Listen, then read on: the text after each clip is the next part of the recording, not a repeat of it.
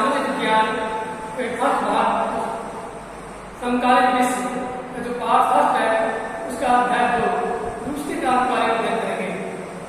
तो रूस की क्रांति कब हुई, किस परिस्थितियों में हुई, उस समय रूस की सामाजिक राजनीतिक परिस्थितियां कैसी थी, इनके बारे में अध्ययन करेंगे।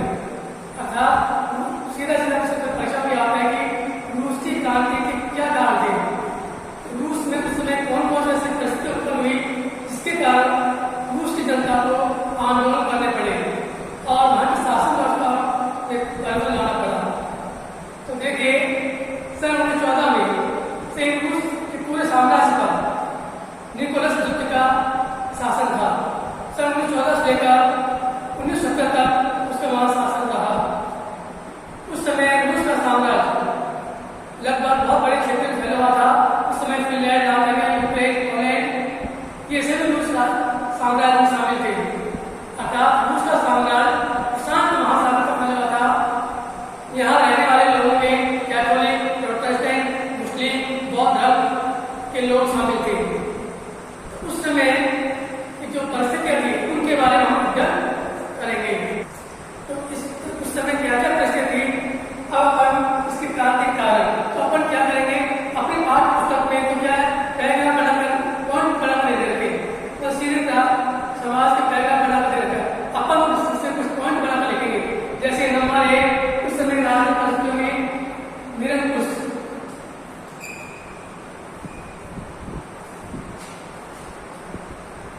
जारशाही शासन,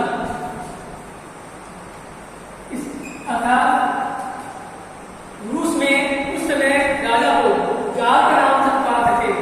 जो वहां का सम्राट था वो जार कहलाता था। तो रूस का जो तात्कालिक जो सम्राट था निकोलस द्वितीय, वो बड़ा ही निर्दोष था, स्वच्छाचारी था। वह दैवीय अधिकारों में विश्वास करता था। वो कहता था कि मैं ही भगवान हूँ, मैं ही ईश्वर हूँ, मुझे भगवान ने आपकी सेवा के लिए प्रतिनिधि के रूप में भेजा है। अर्थात मैं जो करूँगा वही आपकी शक्ति है, वही आदेश है, तो आपको ले पाऊँ।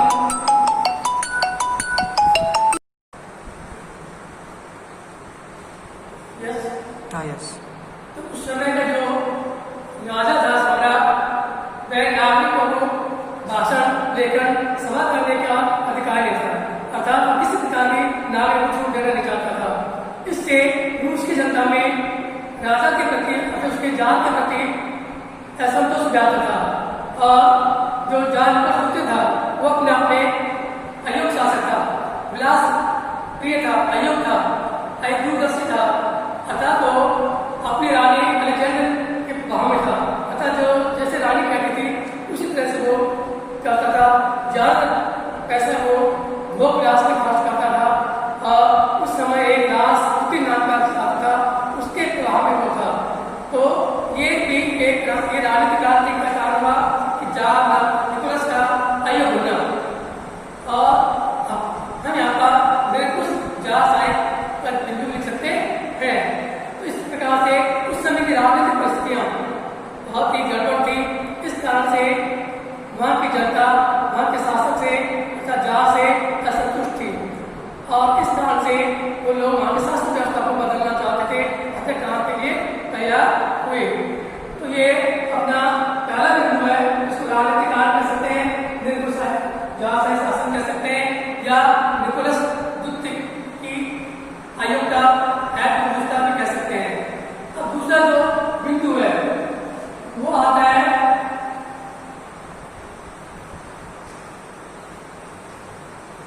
अर्थव्यवस्था और समाज। ये अपनी पुस्तक में है, लेकिन अपन इसमें 3 बिंदु बनाने पड़े। उस समय का समाज क्या कमियां थी, वहाँ की अर्थव्यवस्था कैसी थी जिससे कि वहाँ की जनता में असंतोष था। अर्थात यहाँ पर लिख सकते हैं दूसरा बिंदु बनाकर सामाजिक असमानता।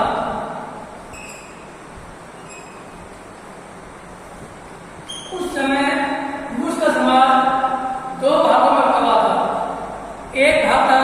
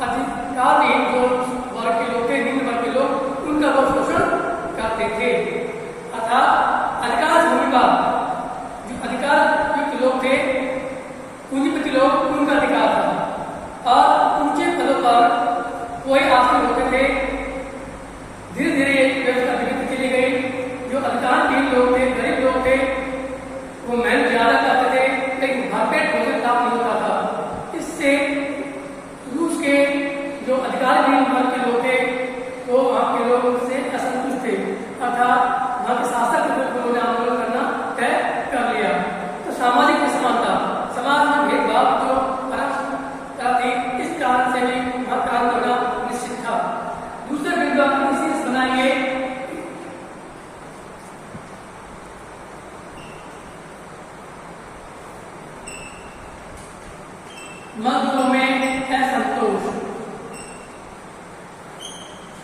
रूस के जो मजदूर वर्ग के लोग थे वो वहाँ के जो कंपनियों के कारखाना मालिक थे वो उनको शोषण करते थे, काम 15-15 घंटे लेते थे, वेतन बहुत कम देते थे।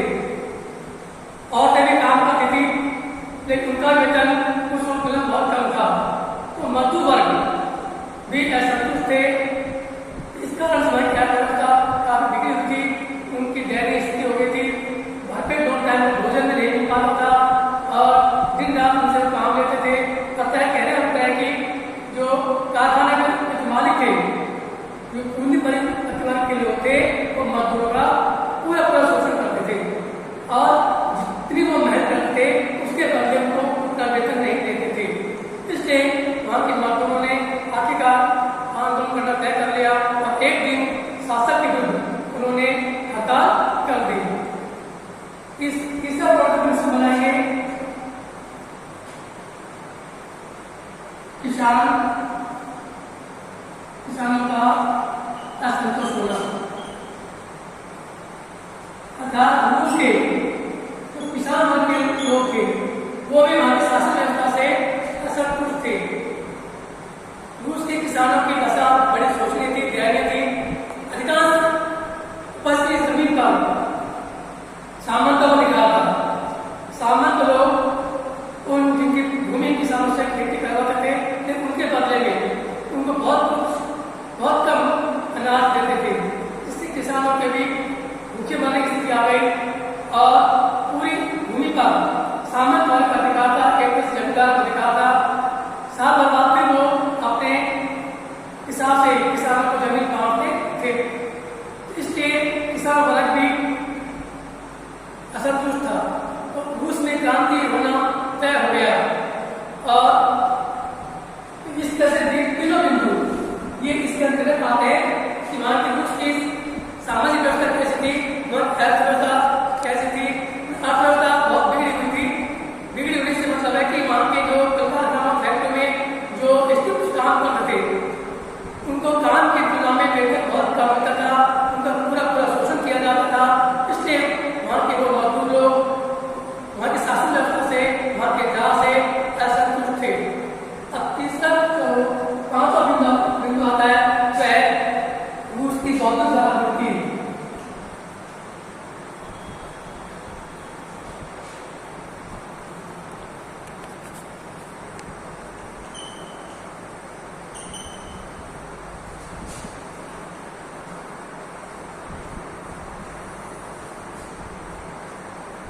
अर्थात उस समय रूस के अंदर कुछ अच्छे राष्ट्रीय लोग भी उत्पन्न हुए और उस रूस पर जिससे पहले इंग्लैंड की क्रांति हुई, अमेरिकी क्रांति हुई, फ्रांस की क्रांति हुई, उनका प्रभाव पड़ा। तो टॉलस्टॉय बुखारी के समाजवाद विचारों ने रूसी जनता को बहुत अधिक प्रभावित किया। अर्थात उनमें जागृति आई और वहाँ के शासक के विरुद्ध रूसी जनता तैयार हो गई और एक दिन उन्होंने आंदोलन के लिए तैयार हो गए। इस तरह से जो वहाँ के दार्शनिक लोग थे उन्होंने समाज के अंदर समाजवादी विचारधारा को लाकर उनके अंदर जागृति पैदा की और शासन को बदलने की उनकी प्रक्रिया प्रारंभ की। फिर है उसका छठा बिंदु अपना आएगा रूसीकरण की नीति। अर्थात उस समय रूस के अंदर पॉल, चैक, यहूदी और उसी नामक अन्य जातियां रहती थी। उन जातियों को विशेष प्रोत्साहन नहीं दिया जाता था, समाज उनका विशेष स्थान नहीं था, शासक उनके साथ भेदभाव नीति अपनाता था। अर्थात उस समय रूस के जार ने एक शासक, एक जात, एक धर्म, एक दूसरी नीति प्रारंभ की। इसलिए जो रूसी जाति के लोग थे वो वहाँ के शासक से, वहाँ के जार से असंतुष्ट थे। तो इस कारण से भी रूस के अंदर क्रांति होना तय था। और अंत में जो अगला बिंदु आता है वो आता है नाम लोकशाही का भ्रष्ट होना।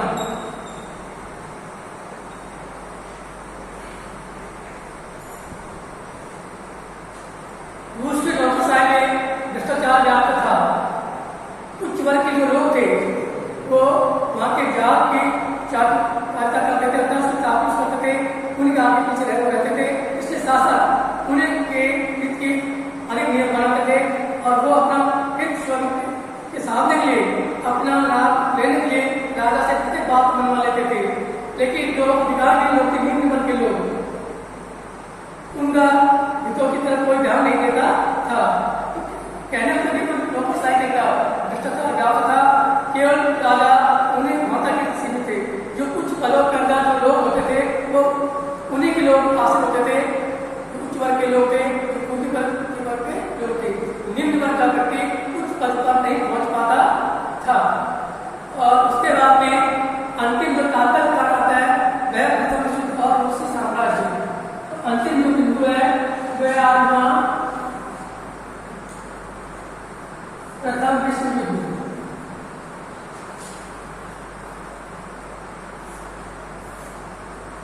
सन 1914 में प्रथम विश्व युद्ध प्रारंभ हुआ। प्रथम विश्व युद्ध के अंदर फ्रांस, इंग्लैंड के साथ में भाग लिया था। तो उस समय रूस ने प्रारंभ में कुछ विजय प्राप्त किए, बाद में रूस की सेना धीरे प्राप्त होती चली गई। रूस के जो सैनिक थे उनकी स्थिति गड़बड़ होती चली गई, उनके पास हथियार समाप्त होते चले गए, उनके खाद्य सामग्री समाप्त होते चले गए, उनके पास जो अस्त्र शस्त्र थे वो भी निर्बल हो गए। अतः कहने का मतलब ये कि रूस के सैनिक अधिकांश लोग मारे जा चुके थे और रूस की जो जनता की जो लोग थे वो बहुत परेशान हो गए। एक दिन वहां की जनता ने कहा, से शासक का संदेश भेजा कि हमारा राज्य इतना बड़ा है, फिर हम खराब होते चले जा रहे हैं, हमारे सैनिक मरते जा रहे हैं, उनकी स्थिति बिगड़ती जा रही है। और उस दौरान जब जार ने खाद्य सामग्री वहाँ के वस्त्र वगैरह भेजे तो समाज की स्थिति खराब हो गई।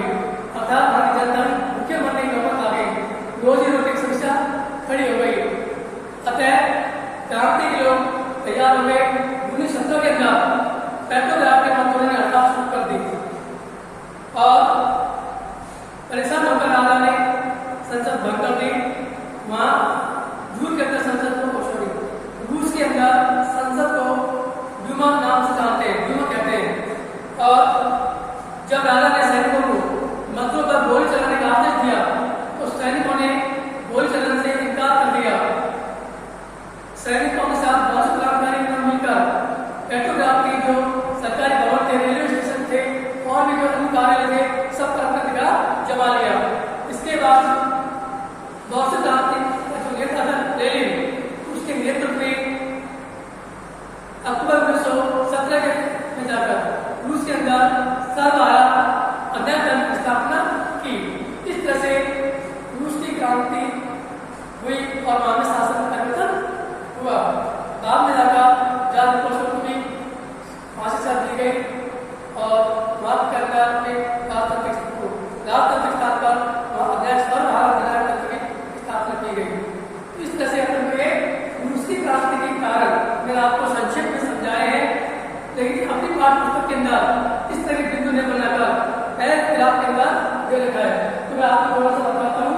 अगर आपके पास पुस्तक है तो अपनी पुस्तक में जो पाठ है उससे क्रांति, इसको अगर आप पढ़ेंगे तो ये बिंदु आपको इसी में से सारे विषय नजर आएंगे। खासतौर पर समाज, इसके बाद में रूस में साम्राज्यवाद, उत्तर समय 1905 की क्रांति, ये टॉपिक इसी के अंदर है। पहला विश्व और रूस साम्राज्य, तो यहाँ तक अपना ये रूस की क्रांति के पॉइंट है। उसके बाद में पहली क्रांति, फरवरी क्रांति, 20 मिनट में। हाँ जी। इसके बाद